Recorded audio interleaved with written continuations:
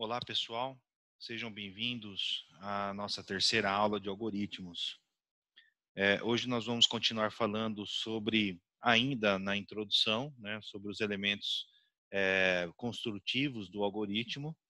Na última aula nós falamos sobre os operadores, onde eu demonstrei para vocês a utilização dos operadores aritméticos, né, operadores lógicos, relacionais. E hoje nós vamos continuar esse assunto e vamos falar um pouquinho sobre as expressões. Que, como eu falei em aulas anteriores, não que a matemática seja alvo do nosso estudo, mas que nós vamos utilizar a matemática básica para a solução de muitos problemas. Então, é necessário ter esse conhecimento, saber aplicar esses operadores, construir expressões, porque muitos dos nossos problemas serão resolvidos dessa maneira, tá? Hoje eu vou fazer uma aula trazendo esses elementos, fazendo alguns comentários sobre eles e implementando alguns algoritmos para que vocês possam ver a ferramenta funcionando, tá? Vamos começar com as expressões. Como eu falei, essa aula busca a gente apresentar os elementos essenciais ou construtivos de um algoritmo, né? Não que todo algoritmo tenha que ter operador e expressão, mas normalmente vai ter, se envolver algum tipo de cálculo. Expressões. Nós podemos entender que as expressões são, como eu já coloquei, um conjunto de variáveis, operadores, números, e que resulta em um determinado valor. Nós vamos encontrar expressões aritméticas contendo números, valores, né? E a utilização dos operadores aritméticos. Mas tem outros tipos de expressões que nós vamos falar aqui.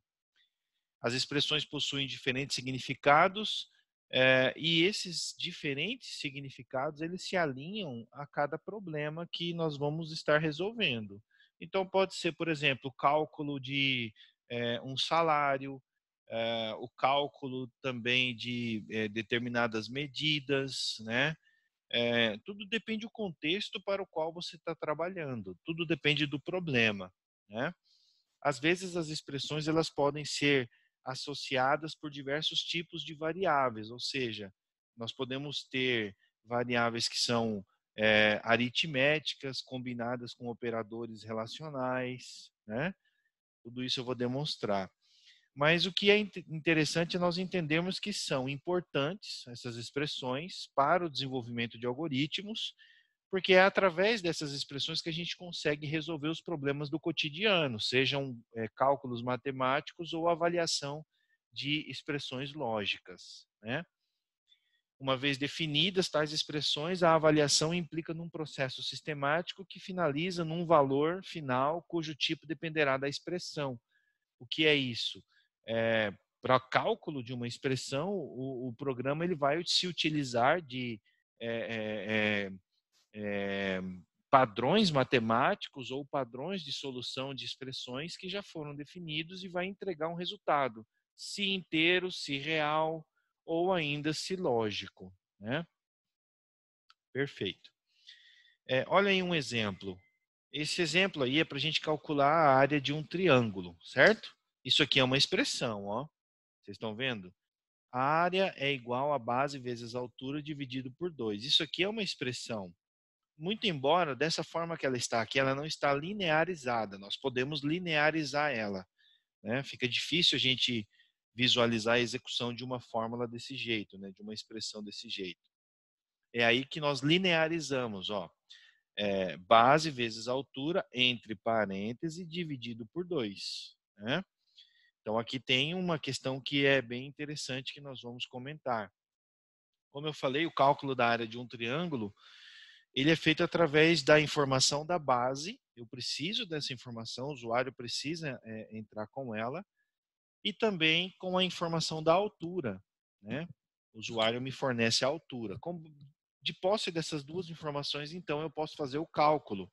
Basta que eu multiplique base vezes altura e divido esse valor por 2. O resultado será um número real. Pode ser um número inteiro? Pode ser, mas é seguro você deixar como um real, tá? O resultado disso. Por causa da divisão, ou seja, pode dar um número quebrado, né? Enfim.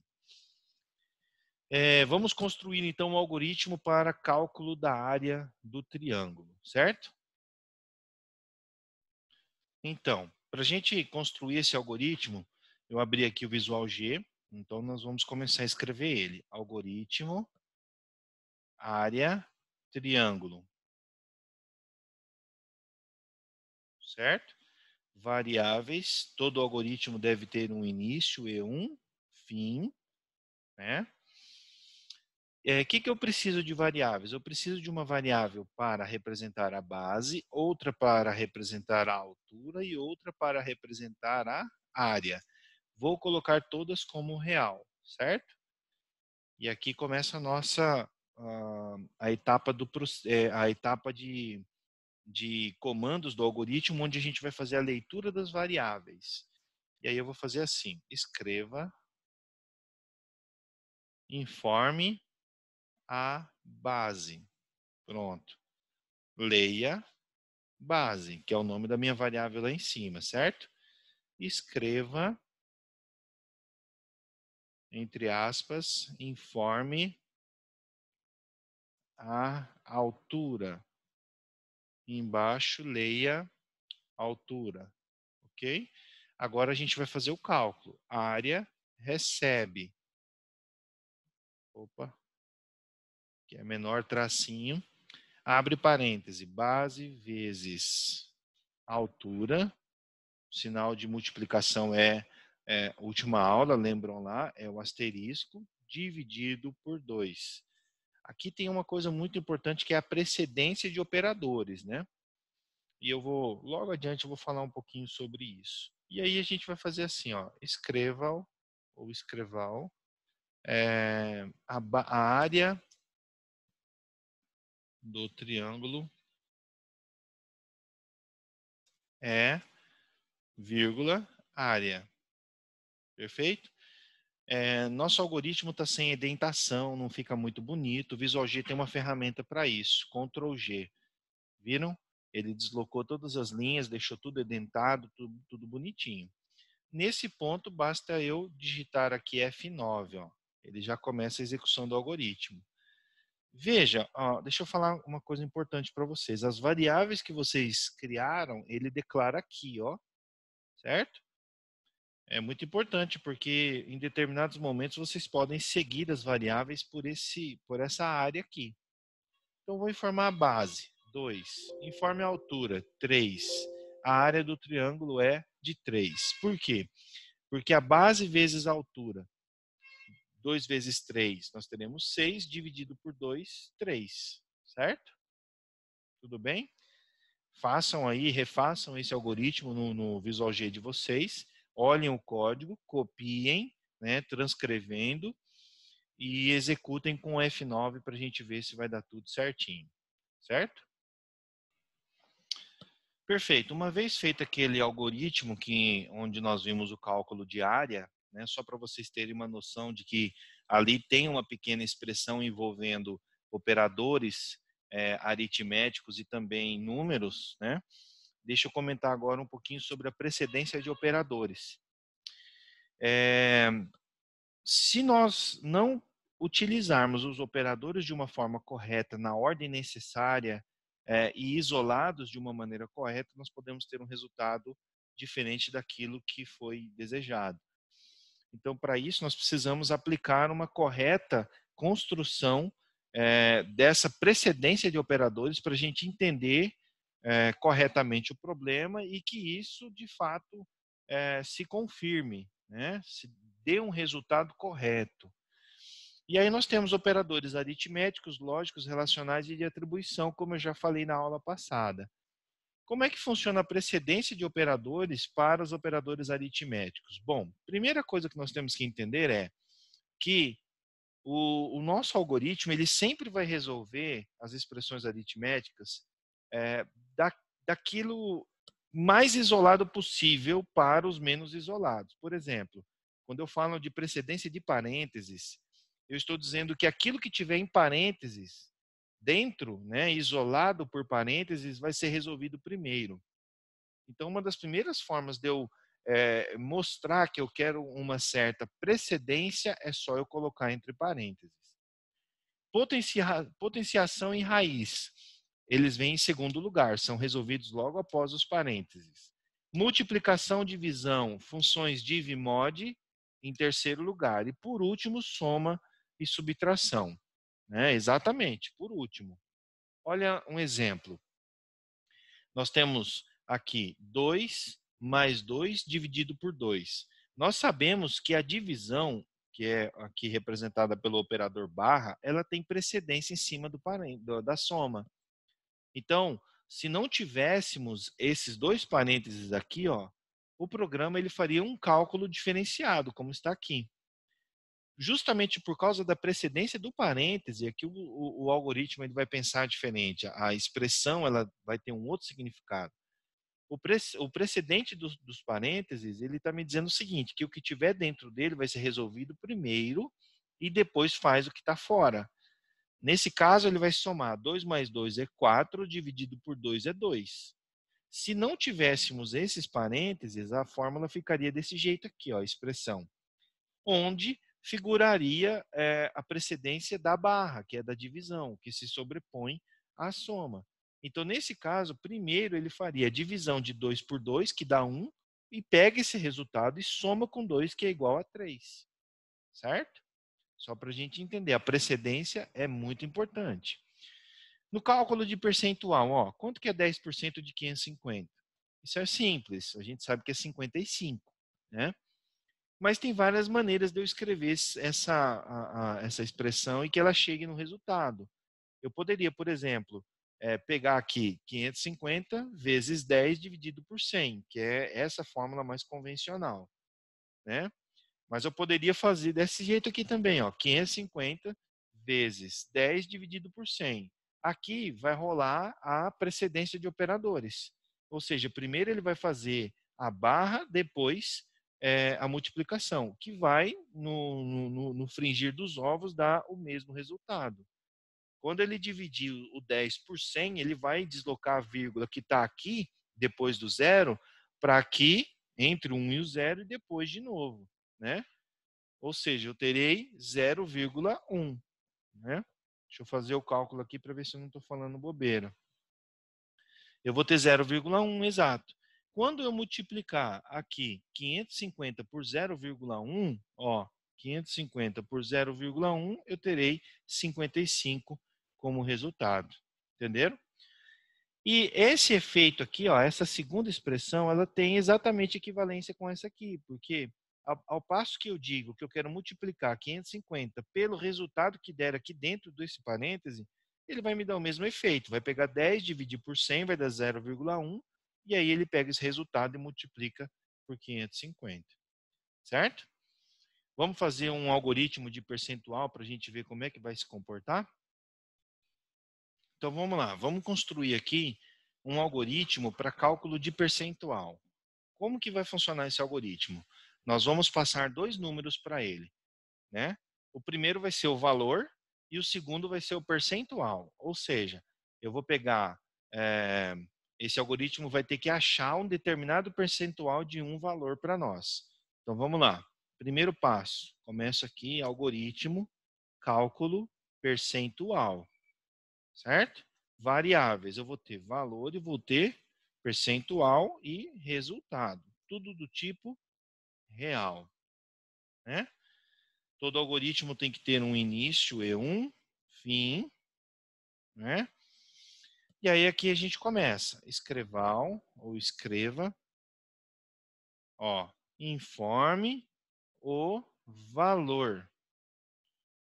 Aí você vai fazer um leia valor. Outro, escreva, informe o percentual desejado. Leia, ó, percentual. Perfeito. Agora eu preciso dar o resultado, né? Então eu vou colocar assim, resultado recebe o quê? Como eu falei, tem várias maneiras da gente resolver. Eu poderia pegar direto, valor vezes percentual dividido por 100. Escreval resultado. Ó, vírgula, resultado.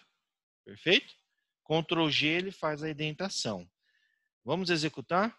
Ó, eu quero 550, é o valor, o percentual 10, o resultado 55. Funcionou perfeito, né? Vamos executar de novo.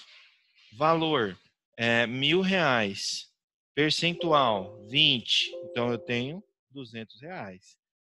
Eu poderia inverter, mudar isso aqui. Eu poderia fazer assim: valor recebe, resultado recebe o valor vezes o percentual dividido por 100 entre parênteses. Isso aqui só está deixando mais claro para o programa que ele primeiro precisa resolver esse percentual, né, essa divisão, desculpa. Primeiro ele resolve essa divisão, depois ele multiplica valor pela divisão, pelo resultado da divisão. F9, valor 550, percentual 10, 55 do mesmo jeito, certo? Então, copiem o algoritmo, transcreva aí para o seu Visual G, pode olhar aí sem problema, só não vai ter como copiar o código, mas aí transcrevendo, faça funcionar que vai dar tudo certo, tá? Aqui, ó, mais um exemplo de expressão envolvendo operadores aritméticos. Olha aqui. 5 mais 3 vezes 3 menos 1 menos 2 elevado à quinta dividido por 4 menos 1. Certo? Olha como seria a condução da expressão. Ele vai simplificando, ó, e vai resolvendo segundo as prioridades. Nesse caso aqui, nós temos os parênteses internos, eles têm prioridade, e depois vem potenciação, depois vem ele vai fazer essa multiplicação, divisão, multiplicação, e por último soma e subtração. Então ele faz aqui, ó, 5 mais 3 vezes 2, que já é resultado do cálculo do parêntese interno, tá vendo? Menos 2 à quinta dividido por 4 menos 1. Igual a gente fazia lá no primeiro grau. Repete. 5 mais 3 vezes 2 menos 32. Quem é 32? É o 2 à quinta, né? É o 2 à quinta. 2 vezes 2, 4, vezes 2, 8, vezes 2, 16, vezes 2, 32. Certo? 2 à quinta, 32.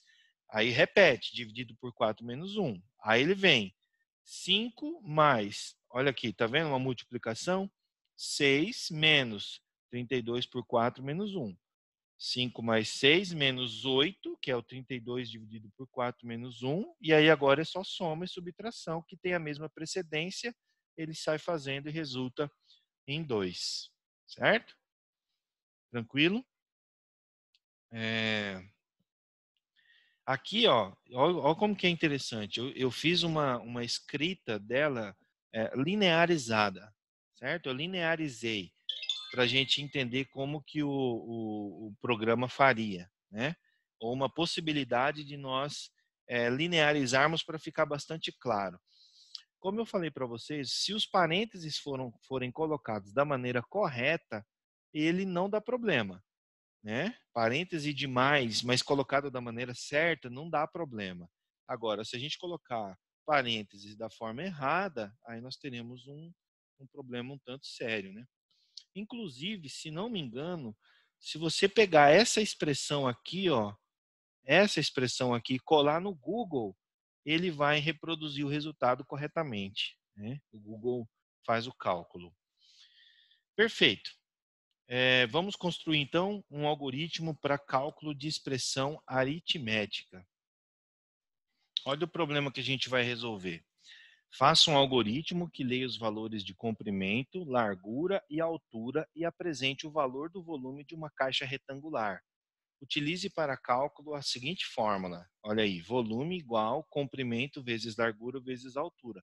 Não há concorrência de operadores, né? Eles são todos do mesmo nível, todos da mesma prioridade, então vai ser um probleminha bem tranquilo da gente resolver, certo?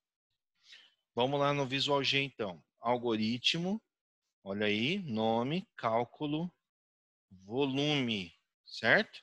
Variáveis, nós vamos ter comprimento, largura e altura. Opa, olha esse E aqui, da onde que eu coloquei esse E? Todos do tipo real. Vou ter mais uma variável que vai ser a variável volume, também do tipo real. Posso separar assim? Pode, não tem problema nenhum não, tá? Todo algoritmo tem um início e um fim algoritmo. E é até uma boa prática. Sempre que você abrir um início, já faz o fim. Para você não esquecer. As ideias mais novas, elas já fazem isso automaticamente. Então, vou mandar uma mensagem. Escreva, informe o comprimento. Dois pontos, espaço, leia, comprimento. Perfeito? Escreva novamente. Informe a largura. Dois pontos, espaço, leia, largura. Escreva, informe a altura. Dois pontos, espaço, leia, altura. Perfeito. Todas as variáveis lidas. Agora a gente faz o cálculo do volume, que é simplesmente comprimento vezes largura vezes altura. Por fim, escreva para apresentar isso para o usuário. Volume igual aí, vírgula, volume. Ctrl G para acertar a indentação, F9 para executar.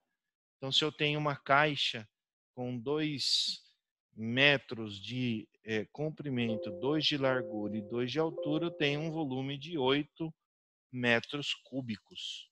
Tudo bem? 2 por 2 por 2. Tranquilo? Novamente a mesma recomendação. Copie o algoritmo transcrevendo para Visual G e execute até com outros valores, se vocês quiserem. Ok? Vamos a mais um problema. Considere a seguinte situação. Descontam-se inicialmente 10% do salário bruto do trabalhador como contribuição à Previdência Social. Após o primeiro desconto, há um outro desconto de 5% sobre o valor restante do salário bruto a título de um determinado imposto, né? Faça um algoritmo que leia o salário bruto de um cidadão e imprima o seu salário líquido. Perfeito? Vamos lá no Visual G, então? Ok. Então, vamos lá. Algoritmo, cálculo, salário. Ok? Variáveis, salário bruto. Aí nós vamos colocar assim, previdência e depois imposto. E também salário líquido. Todos do tipo real. Todo algoritmo tem um início e um fim algoritmo, né? Vamos fazer a leitura. Leia, desculpa, escreva. Vamos informar o usuário. Informe o salário bruto. Dois pontos, espaço, embaixo leia a variável. Salário bruto. Depois, escreva. Vamos lá. Informe. Não, aqui não tem mais nada de informar, né? Não tem mais nada. Vamos aqui fazer cálculo já. Previdência recebe o quê? O salário menos 10% do salário bruto. Não é isso? Então, eu vou fazer o seguinte.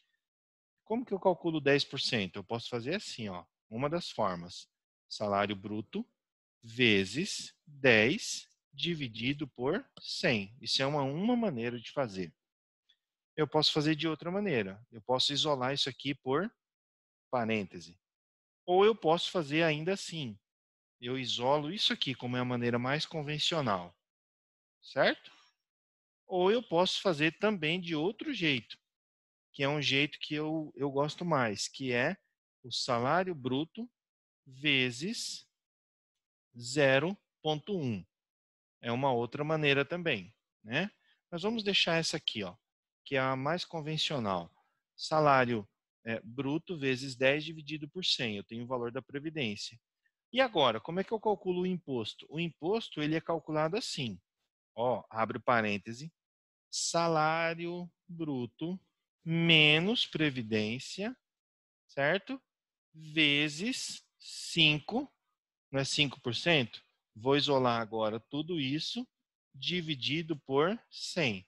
Ou seja, eu pego o salário bruto da pessoa, tiro o que eu já calculei de previdência e multiplico pelo percentual do imposto e divido por 100. E aí eu venho, salário líquido recebe o quê? Salário bruto menos previdência menos imposto. Pronto. Escrevam aqui, ó, salário líquido, dois pontos igual, vírgula, salário líquido. A gente até pode colocar aqui, ó, escrevam, como se fosse uma memória de cálculo, né? Colocar aqui salário bruto, assim, ó, salário bruto, vírgula, salário bruto. Aí embaixo, vou copiar isso aqui, ó. Aqui eu vou colocar previdência. Tira esse circunflexo que não tem. Previdência, né? Vou copiar de novo. E aqui eu vou colocar um determinado imposto. Ó. Opa, tá errado. Imposto. Certo? E aí, por fim, salário líquido. Tem um comando aqui que a gente chama ele de limpar tela. Deixa eu ver se ele vai funcionar. Ou é só limpar? Não lembro. Salário bruto, R$1.000. Vai limpar tela? Não lembro. Não está funcionando. Tira ele. F9. Salário de R$1.000. Olha lá. Previdência 100, imposto 45. Será que está certo esse cálculo? A previdência é 10%, está certo. Perfeito. Salário bruto menos a previdência dá R$900. 5% de 900 é 45, tá certo? Salário líquido vai ser R$1.000 menos 100 menos 45, 855. Tá certo o cálculo. Beleza? Tudo bem? Façam da mesma maneira como eu estou falando para vocês. Copie o algoritmo e execute ele no Visual G de vocês. Deixa eu só fazer mais um adendo aqui, uma observação dentro daquilo que eu vim falando para vocês sobre código limpo, que é uma prática de você criar um código que não precisa que seja explicado. Aqui, ó, não é ideal eu ter esses valores aqui, 10 ou 5, porque eu não sei o que significa isso. Eu tenho que explicar, né? São números que estão presos ao código. Mas eu poderia colocar assim, ó, criar uma variável chamada percentual previdência, percentual imposto, também do tipo real. Antes de iniciar o algoritmo, o cálculo de tudo, eu já atribuo o valor a ele. Ó.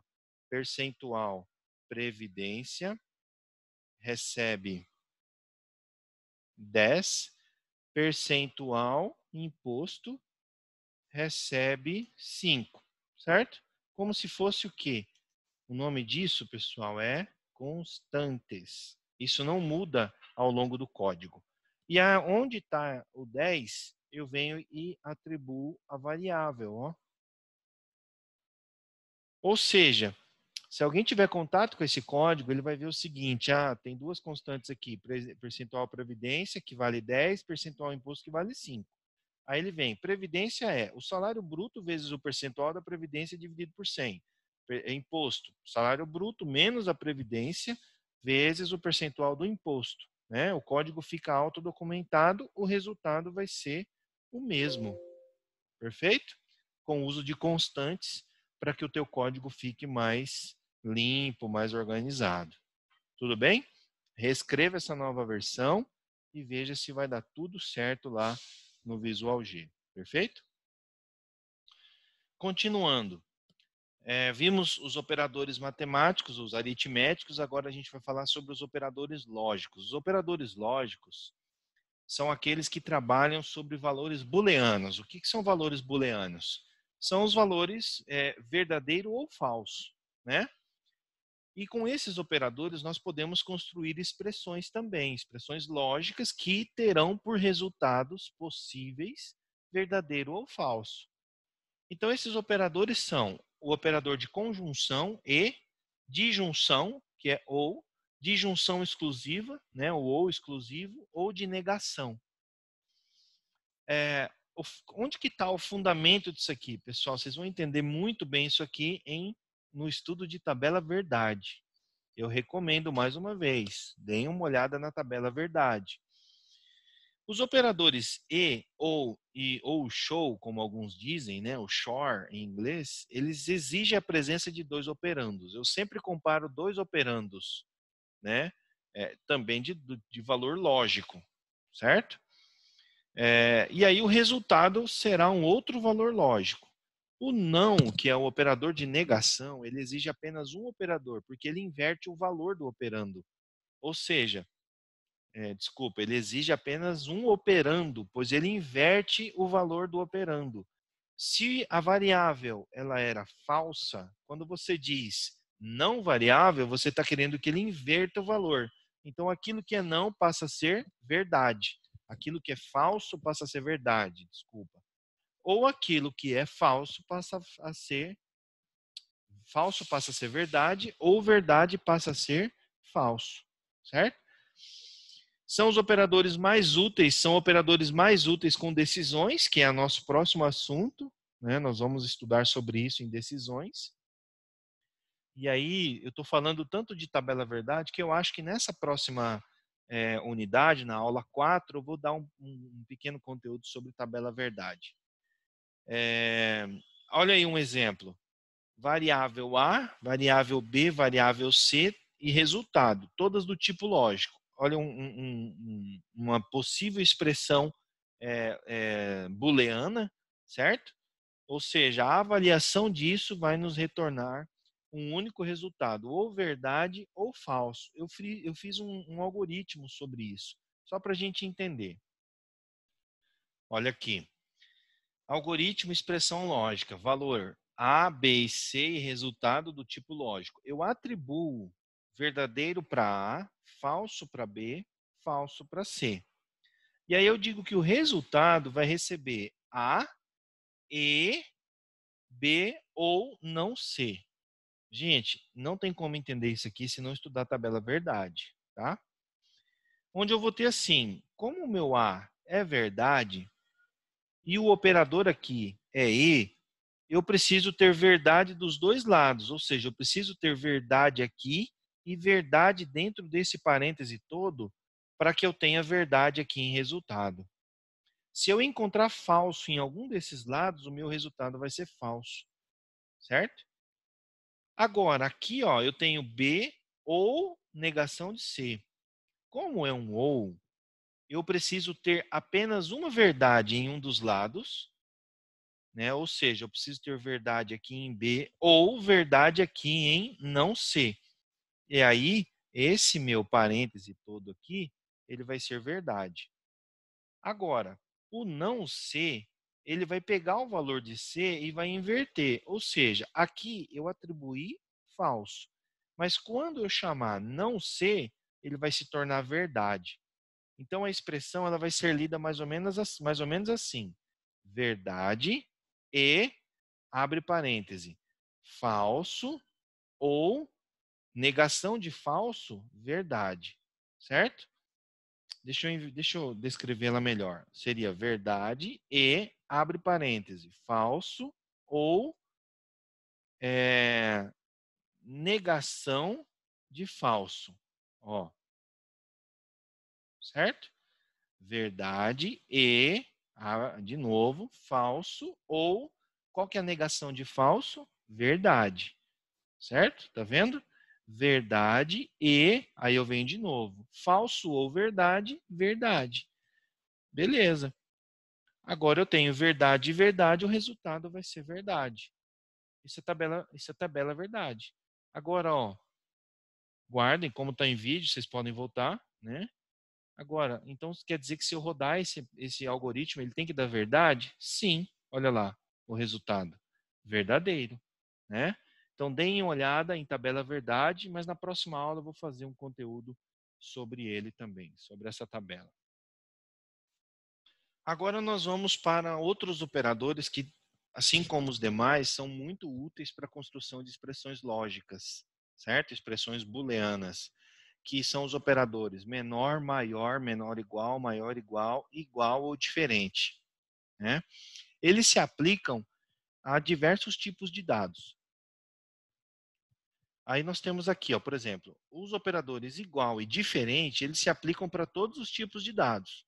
Então eu posso comparar, por exemplo, um texto com outro texto, né, uma variável do tipo caractere com outra variável do tipo caractere.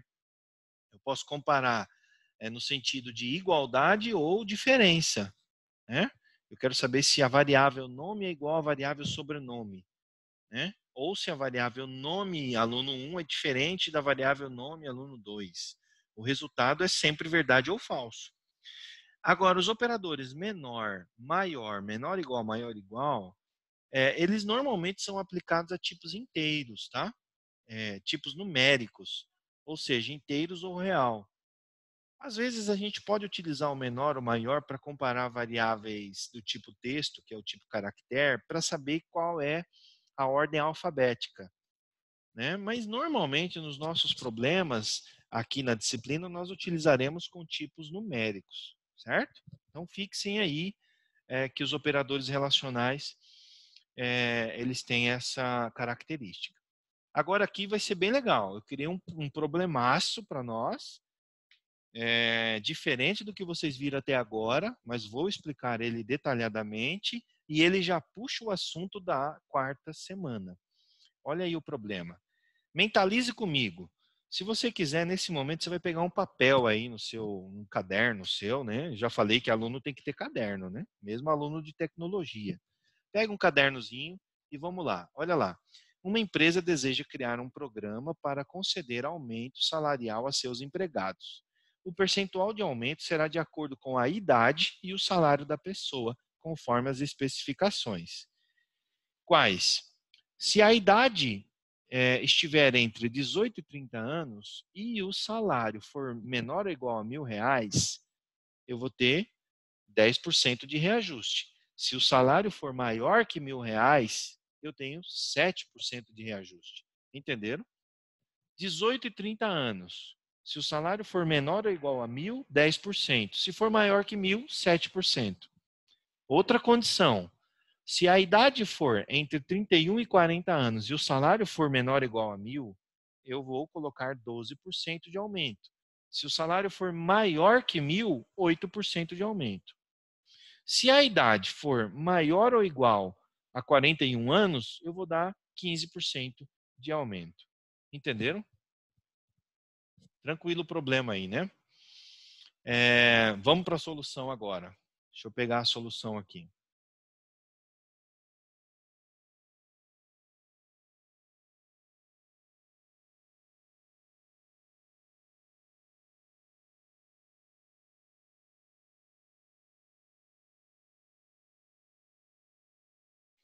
Ficou um algoritmo um pouco extenso, mas que vai ficar bem interessante.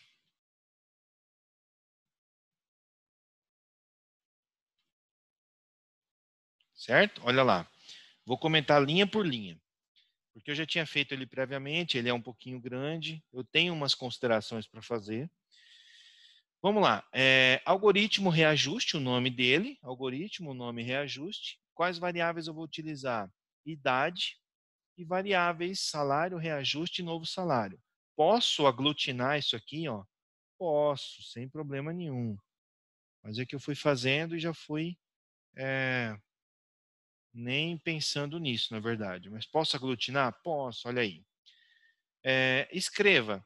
informe a idade. A pessoa, né, o usuário vai digitar, leia a idade. Escreva, informe o salário, leia salário. Aí aqui começam as decisões. Isso aqui é novo para vocês não viram. Mas eu não quero que vocês se preocupem com isso agora. Até porque vocês vão copiar esse algoritmo e fazê-lo funcionar. Ele está aqui na apresentação, no vídeo, na videoaula, assim como está também nos slides que vocês terão contato. Eu vou disponibilizar um PDF com os slides lá. Aí o algoritmo vai fazer aqui. Se a idade for maior ou igual a 18, tá vendo aqui? Maior ou igual a 18. E a idade for menor ou igual a 30, né? Ou seja, se o usuário colocar 25, ele vai essa linha que vai pegar eles. Esse bloco de comando é que vai pegar esse usuário. Ele colocou 25 anos. 25 é maior ou igual a 18? É maior que 18, né? Porque aqui é maior ou igual. 25 é menor ou igual a 30? Então, esse primeiro teste vai ser verdadeiro. Se for verdade, então ele vai entrar aqui. Aí ele vai fazer uma outra pergunta. O salário é menor ou igual a 1.000, né? Vamos dizer que ele colocou como salário aqui R$ 2.000. Aí você vai dizer assim, ah, não, o salário ele não é menor ou igual a 2.000, na verdade ele é maior. Então ele vem para esse bloco aqui, ó. Salário é maior que 1.000? Porque o salário é 2.000. O percentual do reajuste vai ser 7. Aí eu vou fazer novo salário, vai receber o salário atual mais o salário vezes o reajuste dividido por 100. Entenderam? Vamos ver esse caso rodando, funcionando? F9. Qual a idade que eu falei? 25. Qual é o salário que eu falei? R$ 2.000. Qual o percentual que ele tem que aplicar? 7%. Quanto é 7% de 2.000? Eu acho que vai ser uns R$ 140. Olha lá. O salário de 2.000 com 7%, R$ 2.140. Entenderam? Funcionou certinho, né? Beleza. Vamos para mais uma execução. Continuando aqui. Já se a idade for maior ou igual a 31 e menor ou igual a 40, né? Nós podemos ler essa linha aqui, assim como a outra linha 9, se a idade estiver entre 31 e 40, né? E aí segue a mesma análise. O salário é menor que 1.000 ou maior que 1.000? Se for menor, 12%. Se for maior, 8%. Né? Vamos testar? F9, qual idade? Vamos colocar 34 anos. Está entre 31 e 40. Beleza. Vamos colocar R$ 1.000 redondo. Beleza. Qual que vai ser o reajuste? 12. Aí ele vai fazer o cálculo. Ó. Salário, que é 1.000, mais o salário vezes o reajuste, mais salário vezes o reajuste dividido por 100, que vai dar 120 aqui. Né? 12% de 1.000, 120. Olha lá, salário de 1.000 com 12%, 1.120. Entenderam? E por fim, é o de 41 anos. Se a pessoa tiver mais, se ela tiver 41 anos ou mais, ele já vai atribuir 15% no salário que tiver. Né? Olha lá, vamos executar de novo. Informe a idade. Vou colocar 43 anos. Salário. Vou colocar aqui R$ 2.000. Qual vai ser o reajuste? 15% de 2.000 é 300. Nós vamos ter R$ 2.300 de salário. Entenderam? Façam da mesma forma, pessoal. Copie esse algoritmo e execute no Visual G. Tá? Você pode executar o passo a passo para você ver funcionar certinho nessas decisões. Não se preocupe, porque as decisões eu vou explicar mais detalhadamente na aula 4. Mas olha como que ficaria. F8. Ó, F8, F8, F8, F8. Ele pediu, F8 pediu a idade. Vou digitar 43. F8, informa o salário. F8, leia salário. Vou digitar R$ 2.000. Olha aí. Agora, olha o que ele faz. Qual que é a idade? 43. A idade está entre 18 e 30? Não está. Aí, já pulou. Certo? foi para o C, linha 19. A idade está entre 31 e 40? F8 não está. Beleza. A idade é maior ou igual a 41? É. Se é, deixa eu pegar aqui, F8, o reajuste vai ficar valendo 15. Olha aí por que é importante você acompanhar a área das variáveis. E aí ele já vai fazer o cálculo. Novo salário é o salário atual, que vale quanto? Vale 2.000. Mais o salário vezes o reajuste dividido por 100. Ou seja, ele vai pegar 15% do salário. Então, o novo salário vai ficar valendo, olha lá, F8, 2.300. Por fim, ele faz a impressão fim algoritmo. Tudo bem? Entenderam, pessoal? Sigam esse conselho. Pegue todos esses algoritmos, transcreva para o seu Visual G e execute. Se você quiser executar com F8, é muito interessante, porque você já vai ver a evolução do código, né, a execução do código. Isso é muito legal, te dá uma experiência boa, tá? Eu acredito que o conteúdo de hoje nós já fechamos, dessa disciplina, dessa aula, né? Deixa eu só voltar aqui nos slides. Aí, ó, coloquei aqui para vocês o algoritmo completo, tá? Ah, deixa eu fazer só mais uma consideração, porque de repente, né, eu tenho professores como tutores e eles vão puxar minha orelha. Porque aqui tem código desnecessário, mas eu fiz de propósito, eu fiz somente para que vocês pudessem entender de uma maneira mais clara. Porque aqui, ó, vocês estão vendo essa linha 12? Ela é igual à linha 16, que é igual à linha 22, que é igual à linha 26, e que, por fim, é igual à linha 31. Então, eu poderia ser mais caprichoso e, por exemplo, ó, eu poderia tirar todas essas linhas aqui, ó,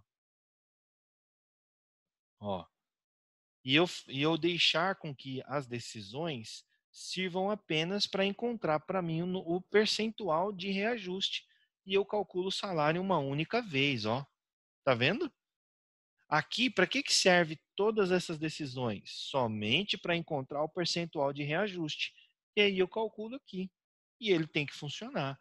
F9, 43, 2.000, 2.300. Certo? Economizou 4, 5 linhas de código, ficou mais legível, ficou mais claro. Mas como eu queria ser um pouco mais didático, por isso que eu repeti dentro de cada decisão. Perfeito, pessoal? Deixa eu voltar lá para a nossa apresentação. Mas fim daqui, certamente, na próxima aula, que é a aula 4, nós entraremos em decisões. E aí, todo esse conhecimento que a gente construiu até agora, nós vamos utilizar. Tá? O conhecimento é cumulativo. Perfeito, pessoal? Então tá. Grande abraço a todos e a gente para por aqui.